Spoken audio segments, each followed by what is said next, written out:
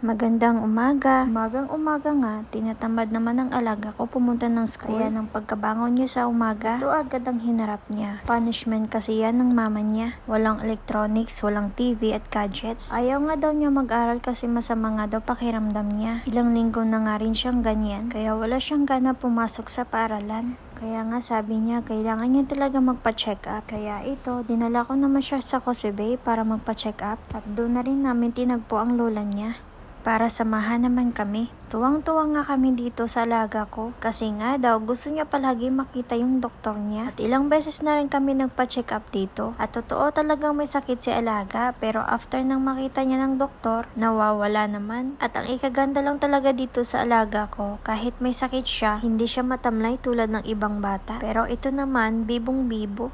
Pero sa araw na yan, may ubo lang siya at sipon. May gamot naman siya sa bahay kaso gusto niya talaga makita yung doktor niya. Pinagtatawanan nga siya ng parents niya kasi nag-aaksaya nga lang daw siya ng pera. Dahil sa gusto niya lang talaga makita yung doktor niya. Pero walang choice yung parents kaya ayan, pumunta na talaga ng doktor niya. At naresitahan na lang din siya ulit ng bagong gamot.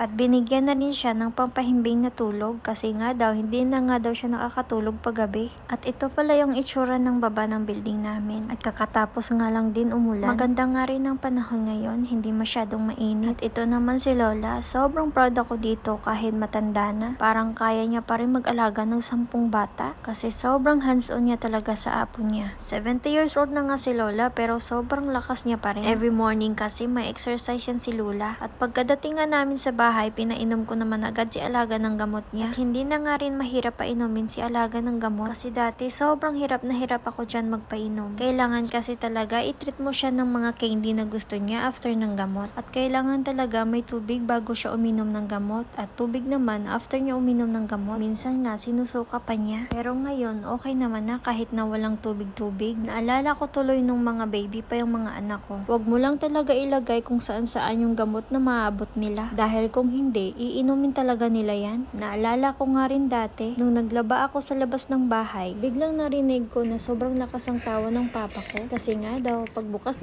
ng refrigerator para kukuha ng tubig, nakita niya yung panganay ko na nasa loob ng ref at ininom niya yung vitamins ng kapatid niya. At gulat na gulat nga yung papa ko kasi nakita niya yung anak ko na nakaupo sa loob ng refrigerator. Hindi nga rin kasi talaga mahirap pa inumin ng mga anak ko dati. Kaya wag ka lang talaga magkamali na ilalagay kung saan-saan yung mga gamot. Dahil kung hindi, makikita mo lang talaga yung gamot na wala ng laman. At alas 3 na nga ng hapon, kailangan ko pumunta ng school ni alaga. Kasi dito sa kanila, pag mag-absent ka, talagang kukunin mo talaga yung mga homework nila. At ang ikaganda lang talaga dito sa kanila, may school bus sila. Pero yung iba, hindi nagsa-school bus. Yung iba naman, sinusundo ng parents sa school. Yung iba naman, nauuwi na mag-isa. Tinutulungan naman sila na tumawid sa daan para iwas disgrasya. Sana sa atin sa Pilipinas, sana ganito din yung rules nila. Kasi hanggang sa pag-uwi talaga ng estudyante, handle pa rin ng mga teachers. Ka-update kasi yung mga teachers bago uuwi yung mga estudyante nila. Nakuha ko na nga rin yung homework ng alaga ko, kaya uuwi na ako. At pag-uwi ko kasi, kailangan ko naman siya ihatid sa tutor niya. At sa baba lang naman ng bahay namin. At after ko namang umuwi, syempre nagpahinga na ako. Umaga pa lang kasi, tapos na lahat ng trabaho ko. At tulog na rin si Lola sa oras na yan. Kaya nagpahinga na rin ako. 3 hours naman yung pahinga ko. After niyan, maliligo na ako bago ko naman susunduin si alaga sa baba namin. After ko naman magsundo sa alaga ko, maghuhugas na ako ng gulay para sa dinner namin. At si Lola naman ang magluluto ng ulam namin. Do that also.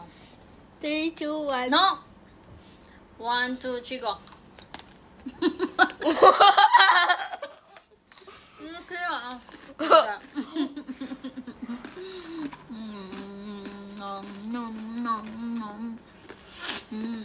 Again. No, but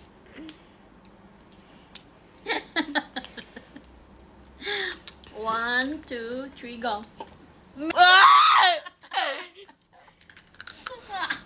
guys, she I'm not cheating. no, she's not good. For one. Crazy.